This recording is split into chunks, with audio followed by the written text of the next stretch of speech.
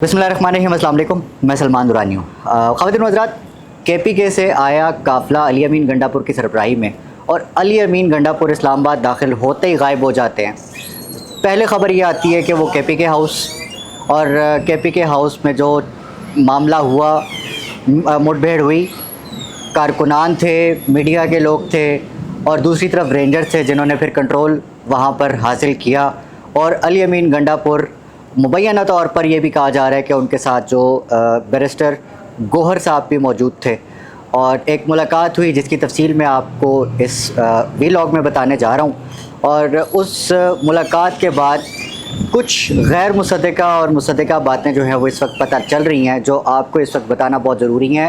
पहले थोड़ा सा ये देख लें, मेरे अक़ब में ब्लू एरिया की रोड है, वो रोड जो कि यहाँ से तकरीबन 100 मीटर दूर भी नहीं रह जाता आपका डी चौक, और डी चौक के करीब इस वक्त जो है वो कारकुनान जो कि काफ़िले पाकिस्तान तहरीक इंसाफ के वो काफ़िले जो कि चले थे अली अमीन गंडापुर की सरबराही में, और वो यहाँ पर पहुँच चुके हैं। और जो सबसे बड़ी बात वो ये है कि लग ऐसे रहा है कि वो अब शायद वापस जाने के मूड में नहीं है। जब हमने पूछा कुछ लोगों से, यहाँ पर जो कारकुनान है, मुजाहिरीन है, पुलिस की शेलिंग और रेंजर्स की शेलिंग से जो है वो पीछे हटे तो ज़रूर, लेकिन अब उनका मूड जो है वो मुकम्मल तौर पर लग रहा है कि वो धरने वाला है। मामला जो है अब अली अमीन गंडापुर से भी आगे बढ़ चुका है। कारकुनान इस वक्त ये मानने को तैयार ही नहीं है कि अली अमीन गंडापुर कहे कि चलो वापस पेशावर चलो। तो इस बार इतनी तादाद में जो आए कारकुनान हैं वो बोरिया बिस्तरा उठाकर यूं ही पेशावर वापस चले जाएं। इनकी डिमांड्स, इनकी जो वो उम्मीदें बांध कर पेशावर से इनको लाया गया, जब तक वो मांगें वो चीज़ें पूरी नहीं होती तब तक लगता नहीं है बज़ाहिर के जो ये कारकुनान हैं वो यहाँ से जाने के लिए तैयार होंगे।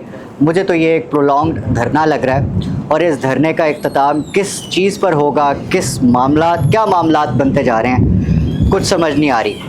आते साथ ही अली अमीन गंडापुर इस्लामाबाद एंटर होते हैं तो पता चलता है कि जी वो काफ़िले से KP हाउस रवाना हुए। अब KP हाउस लेने क्या गए?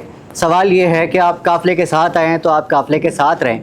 जब असल लड़ने का और डी चौक पर पहुंचने का मामला है, उस पॉइंट पर आप उस लम्हे जो है वो KP हाउस लेने क्या गए? ये सवाल बहुत जेन्युइनली इस वक्त लोग उठा रहे हैं। दूसरी अहम चीज़ कि KP हाउस जिस वक्त वो पहुँचे तो वहाँ पर उनके अपने कारकुनान पर तशद्दुद हुआ, मीडिया के जो वर्कर्स हैं उनके ऊपर तशद्दुद हुआ, और इतलात थी कि जी रेंजर्स ने जो है वो उन्हें गिरफ़्तार कर लिया है। लेकिन गिरफ़्तारी जो बाज़ाब्ता गिरफ़्तारी है उसकी तरदीद कर दी गई। बैरिस्टर सैफ की तरफ से एक बयान आया सामने।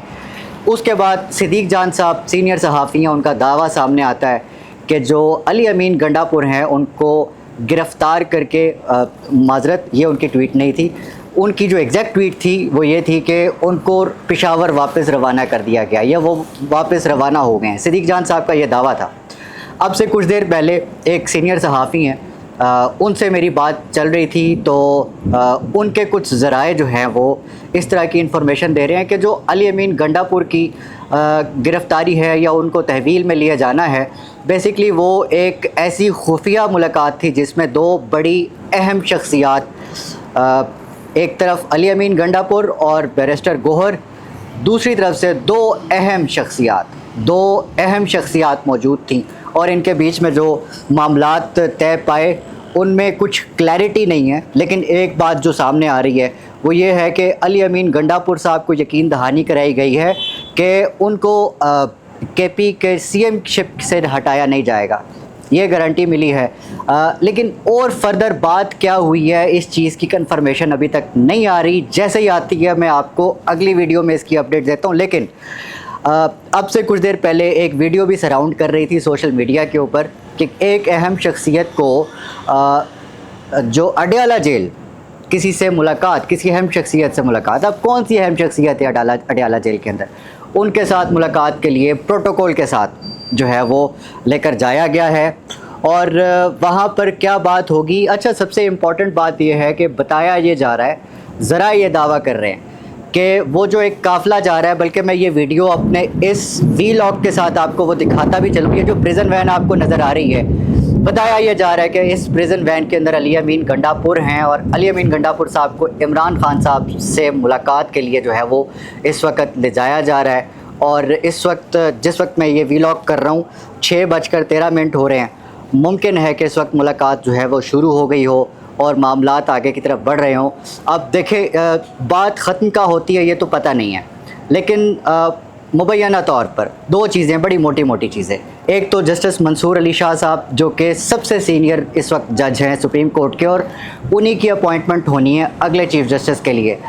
پہلے تو یہ بتایا جا رہا ہے کہ جی ان کی جو اپوائنٹمنٹ ہے, ان کی جو نوٹیفیکیشن ہے وہ جاری ہوتا ہے تو ہی جو ہے یہ دھرنا جو ہے مؤخر ہو سکتا ہے. اور دوسری اہم چیز جو ترمیم ہے اس کے اوپر گورنمنٹ اور اسٹیبلشمنٹ, کیونکہ بہت بڑا اسٹیک ہے, یہ بیٹھ کر اگر یہ طے کرتے ہیں کہ ہم 25 کے بعد اس ترمیم پہ بات کر لیں تو پھر یہ احتجاج یا دھرنا جو بھی اس کو کہہ لیں یہ مؤخر ہو سکتا ہے.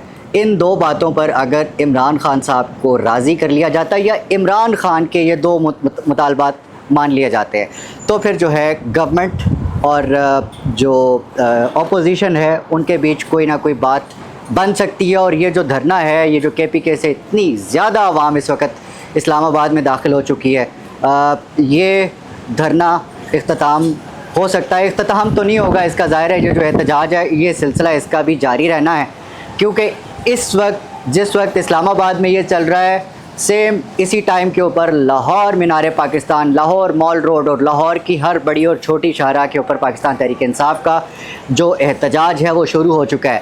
یہی نہیں بلکہ جو پاکستان تحریک انصاف ہے اس نے پنجاب بھر میں, دیکھیں یہ ایک بہت بڑی بات ہے کہ آپ ایک وقت پر کئی محاذ کھول لیں, پنجاب بھر میں جو ہے وہ اس پورے احتجاج کا جو دائرہ کار ہے وہ بڑھانے کی بات کی ہے اور اعلان کر دیا ہے.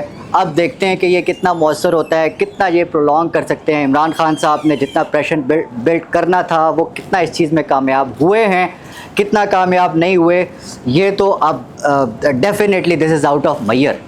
لیکن جہاں تک گراؤنڈ ریالٹی کی بات ہے جو ہم دیکھ پا رہے ہیں, there is a large impact, there is a large impact. Even جس وقت یہ قافلہ اسلام آباد کے اندر داخل ہو رہا تھا تو ہم نے دیکھا کہ جتنی تعداد میں کارکنان جو ہیں وہ داخل ہوئے اسلام آباد کے اندر, اور آگے جو سیکیورٹی فورسز سب سے آگے جو رینجرز کھڑے تھے, پولیس کھڑی تھی, اور جو انتظامیہ نے اس بار جو سب سے بڑی شرارت کرنے کی کوشش کی وہ یہ کہ جو فرنٹیئر کے جو پولیس ہے ان کو سب سے آگے کیا.